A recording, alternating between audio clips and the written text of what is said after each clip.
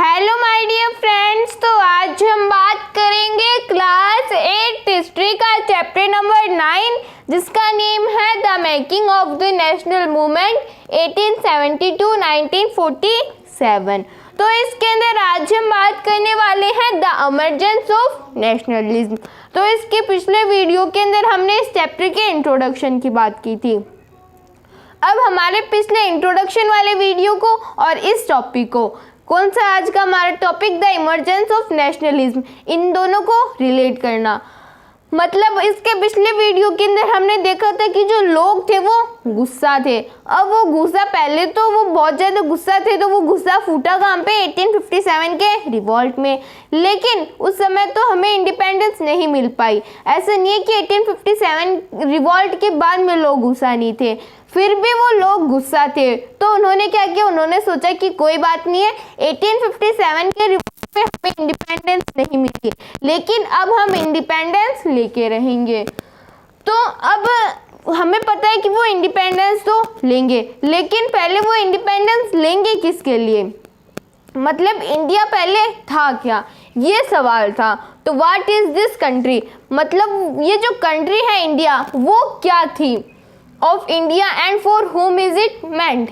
मतलब एक सवाल था कि इंडिया है क्या और वो किसके लिए जाना जाता है। तो इंडिया जो है, पहले ऐसा नहीं है कि कोई एक पॉलिटिकल बाउंड्री थी कि भाई ये जो पार्ट है वो इंडिया है। पहले इंडिया साइकोलॉजिकली बना हुआ था।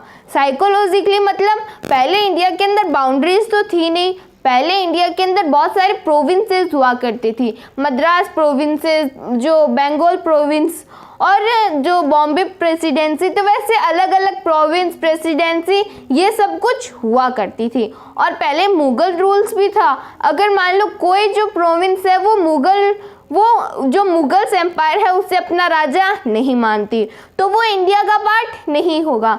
जो जो मुगल एम्पायर को अपना राजा मानता है वही इंडिया का पार्ट होगा। तो ये है कि जो इंडिया के जितने भी राज्य वगैरह होते हैं वो इंडिया के पार्ट थे। और पहले ऐसा नहीं है कि जो जितने भी लोग थे वो इंडियंस थे, पहले ये सब सिस्टम नहीं था। तो हमारा क्वेश्चन ये है कि इंडिया था क्या और वो किसके लिए जाना जाता था। तो India was the people of India.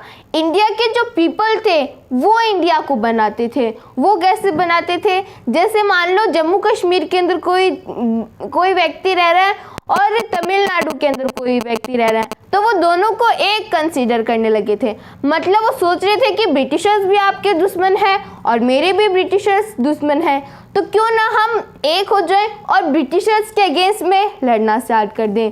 तो वो एक हो गए, तो बाद में उन्होंने बोल दिया कि हम इंडिया के लिए लड़ेंगे। तो इंडिया जो है वो इंडिया के पीपल्स ने ही बनाया। तो इंडिया को किसने बनाया, इंडिया के पीपल्स ने। All the people irrespective of class. अब ऐसा नहीं है कि जितने भी अपर कास्ट के पीपल हैं उन्होंने ही बनाए, इरिस्पेक्टिव कोई भी बना सकता है, फिर चाहे से उसका कलर कोई सा भी क्यों ना हो, वो किसी भी कास्ट से क्यों ना बिलोंग करता, वो कोई सी भी लैंग्वेज क्यों ना बोलता हो। तो irrespective of caste, class, colour, creed and language. तो बस इतना ही है। तो इंडिया जो है वो पहले इंडिया के लोगों के द्वारा जाना जाता था। अब डिस्क्रिमिनेशन नहीं था। पहले जितने भी पीपल्स थे जो ब्रिटिशर्स को अपना दुश्मन समझते थे, फिर जैसे वो कोई भी लैंग्वेज क्यों ना बोलता, उसका कोई भी कलर क्यों ना हो, वो कोई सी भी कास्ट से बिलोंग क्यों ना करता हो, वो खुद को एक ही कंसीडर करने लगे थे। और जब वो खुद को एक ही कंसीडर करने लगे थे तो ब्रिटिशर्स के अगेंस्ट में वो हावी होते चले गए।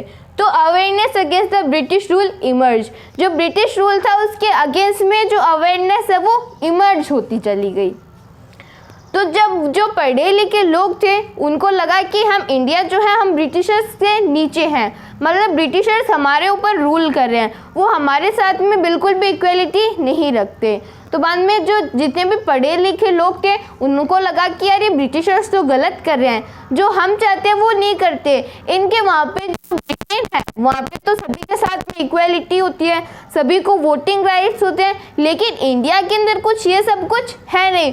तो उन्होंने बाद में ब्रिटिशर्स के अगेंस्ट में अवेयरनेस लाना स्टार्ट कर दिया। अब वो अवेयरनेस कैसे लाएंगे? उन्होंने पहले तो लोगों को ये करना स्टार्ट कर दिया, मतलब बोल दिया कि हम इंडियंस हैं और हमें ब्रिटिशर्स के अगेंस्ट में नहीं रहना चाहिए, हमें इंडिपेंडेंस लेनी चाहिए। तो वो कुछ जो पीपल्स का ग्रुप ऐसा था कि जो ब्रिटिशर्स को क्या बोलते थे कि आप इंडिया के अंदर हमारे ऊपर रूल कर लो, लेकिन आपके जो ब्रिटेन के अंदर इक्वालिटी वगैरह वो सब कुछ है वो आप इंडिया के अंदर लेके जाओ। लेकिन कुछ ग्रुप ऐसे थे जो ब्रिटिशर्स को स्ट्रांगली क्रिटिसाइज करते थे। वो बोलते थे कि हम हमारे इंडिया को चला सकते हैं, हमारे पास में इतनी शक्ति है कि हम इंडिया को चला लें। तो दो ग्रुप्स थे, मॉडरेट्स के और एक्सट्रीमिस्ट के, जिन्हें हम आगे हमारे इस चैप्टर के अंदर पढ़ लेंगे। तो जो मॉडरेट्स, एक्सट्रीमिस्ट, ये जितने भी ग्रुप्स थे ये पढ़े लिखे लोग थे, इनको पता था कि ब्रिटेन के अंदर क्या सिस्टम है और ये इंडिया के अंदर क्या सिस्टम चला रहे हैं। तो इन्होंने क्या किया, लोगों को एकजुट करना स्टार्ट कर दिया और एसोसिएशंस बनाना स्टार्ट कर दी। तो जैसे द पूना सार्वजनिक सभा, जो पूना सार्वजनिक सभा है, पूना मतलब पूना के अंदर बनाई गई, सार्व मतलब सभी, जना मतलब लोग। तो पूना सार्वजनिक सभा मतलब एक सभा बनाई गई पूना के अंदर, जिसके अंदर जितने भी लोग थे वो इंक्लूड थे। फिर द इंडियन एसोसिएशन बनाई गई 1870 के आसपास। द मद्रास महाजन सभा, और जो मद्रास महाजन सभा है वो बनाई गई। अब पूना के अंदर बना दी गई और मद्रास के अंदर, मतलब साउथ वाले पार्ट के अंदर तो जो एसोसिएशन है वो बना दी गई। फिर द बॉम्बे प्रेसिडेंसी एसोसिएशन, अब बॉम्बे के अंदर भी एक एसोसिएशन बना दी। द इंडियन नेशनल कांग्रेस, और एक एसोसिएशन इंडियन नेशनल कांग्रेस भी थी जो आज भी चली आ रही है। तो ये 1885 के अंदर बनी थी। और ये जितनी भी एसोसिएशंस थी इनका काम क्या होता था, वही मैंने आपको पहले भी बताया था कि जितने भी पढ़े लिखे लोग थे वो ये एसोसिएशंस बनाते थे। जो जनरल मासेस होती थी उन्हें कोई मतलब नहीं होता था, उन्हें तो अपने खाने की पड़ी रहती थी, और अगर मान लो उन्हें इंटरेस्ट भी होता है नेशनलिज्म के अंदर तो वो करते क्या बेचारे, उनके पास में खाने के लिए भी कुछ नहीं है तो बाद में वो कुछ नहीं करते। तो जो पढ़े लिखे लोग थे वो ये एसोसिएशंस बनाते थे। अब ये एसोसिएशंस काम क्या करती थी, work for the ideas that the people should be sovereign.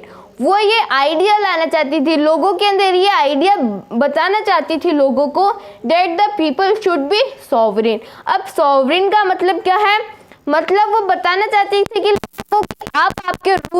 आप आपके अपने रूल्स बनाओ और आप उन्हीं को ही फॉलो करो। पहले हमने 1857 के रिवॉल्ट के अंदर देखा था कि ब्रिटिश क्राउन आ गया था। अब उन्होंने बोल तो दिया था कि हम आपके एरिया के ऊपर कब्जा नहीं करेंगे, लेकिन आपको ब्रिटिशर्स के अंडर के अंदर रहना पड़ेगा। तो उन्होंने बोल तो दिया था, लेकिन उन्होंने ये भी बोला था कि रूल सारे हमारे होंगे। तो ये एसोसिएशंस बनाई गई ताकि जो लोग थे वो सॉवरेन हो सके, मतलब वो खुद के रूल्स बना सके। उन्होंने ब्रिटिशर्स को साफ साफ मना कर दिया कि हम इतने सक्षम है कि हम हमारे देश को चला सके, हम हमारे देश को चला लेंगे अच्छे से, इन फ्यूचर तक भी चला लेंगे। तो वो लोगों को बताना चाहते थे कि आप अपने रूल्स बनाओ, ब्रिटिशर्स के अंदर में मत रहो। तो वो यूनिटी लाना चाहते थे इंडिया के अंदर, ताकि बाद में जब इंडिया के अंदर यूनिटी आ जाएगी तो हमें जो इंडिपेंडेंस है वो मिल जाएगी। तो की फीचर्स ऑफ नेशनलिज्म का ये की फीचर बन गया कि हमें सॉवरेन होना होगा, हमें हमारे खुद के ही रूल्स बनाने होंगे। अब इन्होंने अवेयरनेस डेवलप कर दी लोगों के बीच में ब्रिटिश रूल के अगेंस्ट में। अब ये ब्रिटिश रूल के अगेंस्ट में क्यों गए, क्योंकि ब्रिटिशर्स काम ही ऐसा उल्टा करते थे। क्या काम करते थे वो ऐसे एक्ट वगैरह लाते थे। कौन कौन से एक्ट लेके आए थे वो, तो उसकी अब हम बात कर लेते हैं। तो ब्रिटिशर्स ने उल्टे काम किए थे, इसी कारण से जो लोग थे वो उनके अगेंस्ट में थे। तो क्या काम किए थे उन्होंने एक्ट पास किया था। तो पहले एक आर्म एक्ट पास किया था, तो द आर्म एक्ट 1878 के अंदर आर्म्स एक्ट पास किया था। अब इस एक्ट के अंदर क्या था, इस एक्ट के अंदर अगर मान लो कोई भी इंडियन बंदूक, पिस्तौल वगैरह कोई भी आर्म या फिर हथियार लेके घूम रहा है तो उसे चार्ज देना पड़ेगा, या फिर उसे जेल के अंदर सजा भी सुनाई जा सकती है। तो ऐसे देखो, ये खुद के प्रोटेक्शन के लिए जो इंडियंस थे उनको हथियार नहीं रखने दे रहे थे। उनको लगा कि अगर इंडियंस हथियार रखने लग जाएंगे तो बाद में वो हमारे ऊपर हमको जो है हमारे ऊपर अगेंस्ट, हमारे अगेंस्ट के अंदर हो जाएंगे। तो ये लग रहा था ब्रिटिशर्स को। तो बाद में उन्होंने आर्म्स एक्ट पास कर दिया और बोल दिया कि कोई भी इंडियन हथियार लेकर नहीं घूमेगा। तो उन्होंने खुद का प्रोटेक्शन तो कर लिया। Vernacular press act 1878। अब 1878 के अंदर आर्म्स एक्ट भी पास किया गया और वर्नाकुलर प्रेस एक्ट भी पास किया गया। अब वर्नाकुलर प्रेस एक्ट के अंदर क्या था, मतलब कोई भी इंडियन अपना जो न्यूज़पेपर होता है उसके अंदर ब्रिटिशर्स के अगेंस्ट के अंदर नहीं लिख सकता। मतलब जैसे जो बाल गंगाधर तिलक थे, उनका न्यूज़पेपर था केसरी, तो वो अपने न्यूज़पेपर के अंदर ब्रिटिशर्स के अगेंस्ट में खुल के लिखते थे। तो इससे क्या होता था, उनका अगर न्यूज़पेपर कोई पढ़ता था तो बाद में उनके ब्रिटिशर्स के अगेंस्ट में जो नेगेटिव बातें हैं वो बनने लग जाती थी, वो ब्रिटिशर्स के अगेंस्ट में हो जाते थे।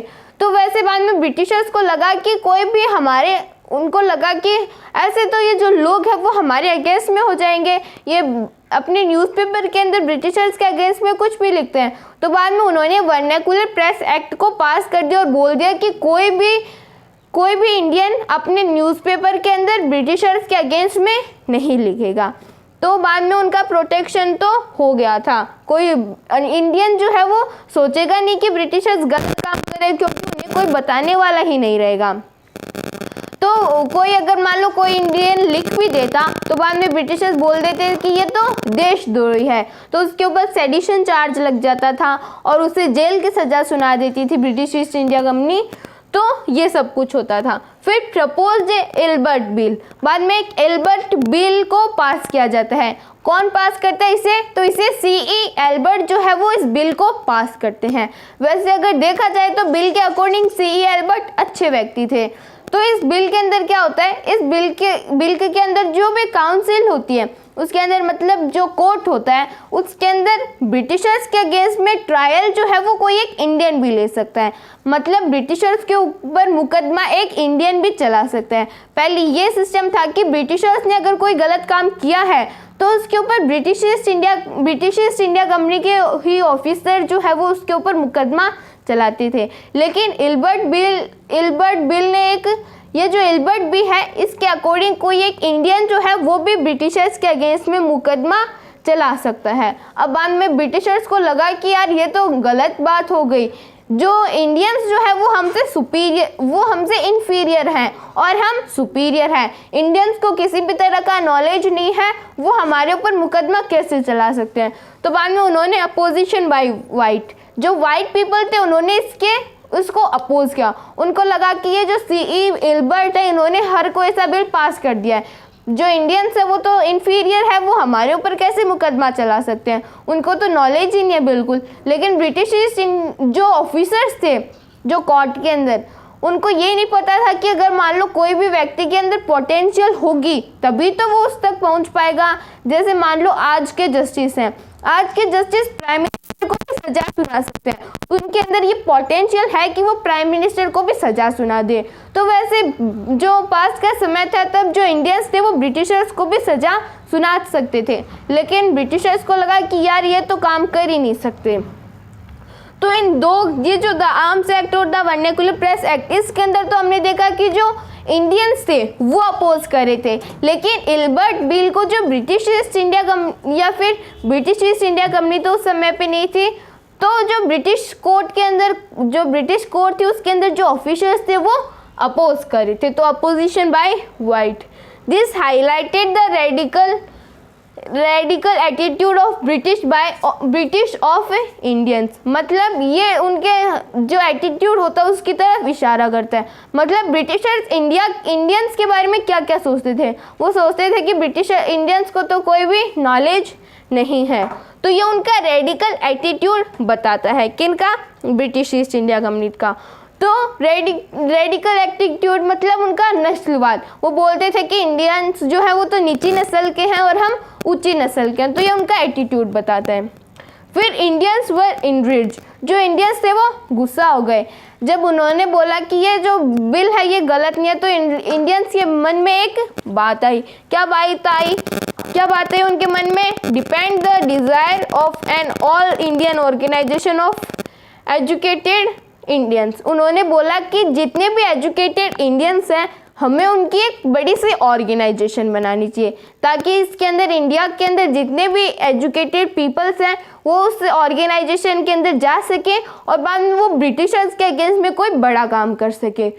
तो बाद में जितने भी एजुकेटेड इंडियंस थे उन्होंने एक ऑर्गेनाइजेशन बनाई, वो ऑल इंडिया ऑर्गेनाइजेशन थी। मतलब उसके अंदर इंडिया से हर व्यक्ति ने पार्टिसिपेट किया था, हर प्रोविंस से, तो पूरे इंडिया से लोग आए थे उस ऑर्गेनाइजेशन के अंदर। तो वो ऑर्गेनाइजेशन कौन सी थी? The Indian national Congress was establish.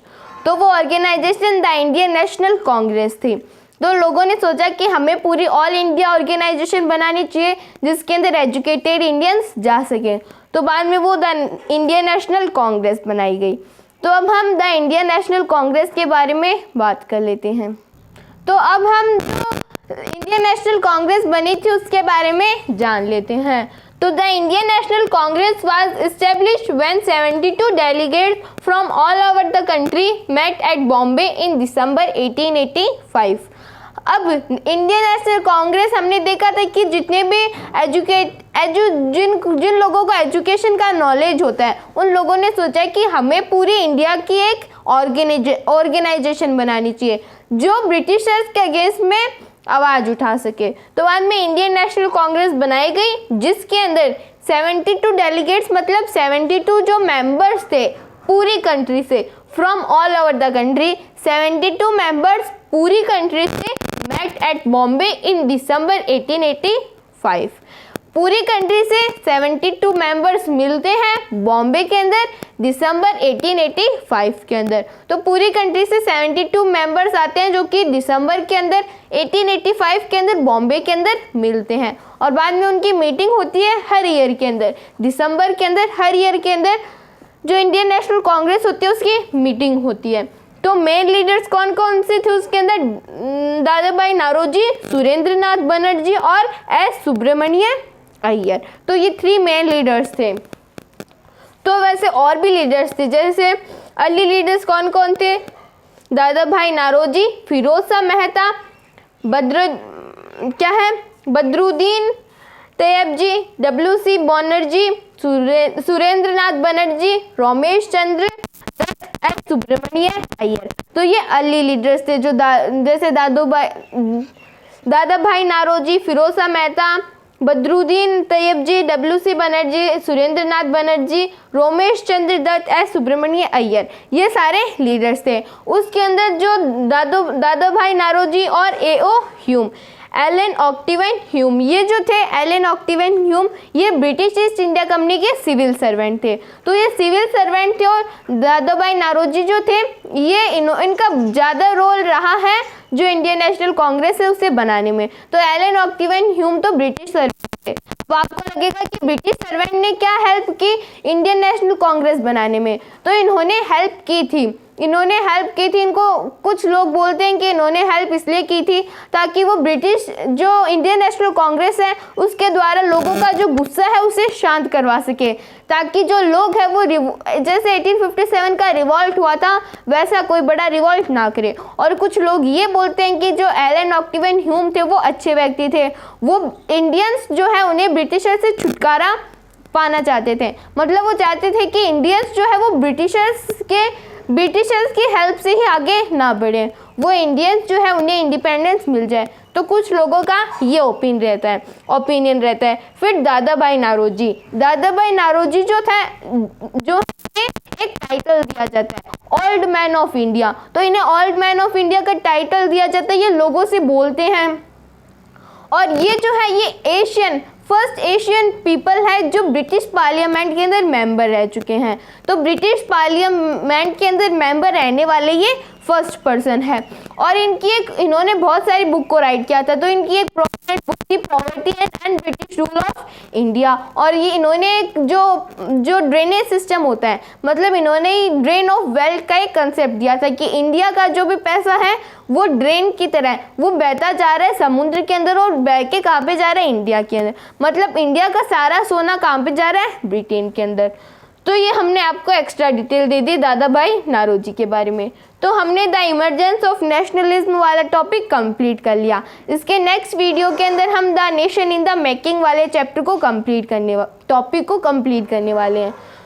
तो द इमरजेंस ऑफ नेशनलिज्म के अंदर हमने जाना कि लोगों के अंदर नेशनलिज्म की फीलिंग डेवलप होने लगी। उन्होंने ब्रिटिश ईस्ट इंडिया कंपनी के अगेंस्ट में अवेयरनेस को डेवलप करना स्टार्ट कर दिया। तो बहुत सारी एसोसिएशंस बनी और उन्होंने अवेयरनेस को डेवलप करना कैसे स्टार्ट किया, क्योंकि ब्रिटिशर्स उल्टे काम करती थी। उन्होंने आर्म्स एक्ट पास कर दिया, वर्नाक्युलर प्रेस एक्ट पास कर दिया था। और एक अच्छे पीपल भी थे उनके अंदर जिन्होंने इल्बर्ट जो बिल है उसे पास किया था। तो इन्होंने उस बिल को पास किया था और बोला था कि जो इंडियंस हैं वो भी ब्रिटिशर्स के किसी ऑफिसर को ट्रायल के ऊपर ले सकते हैं।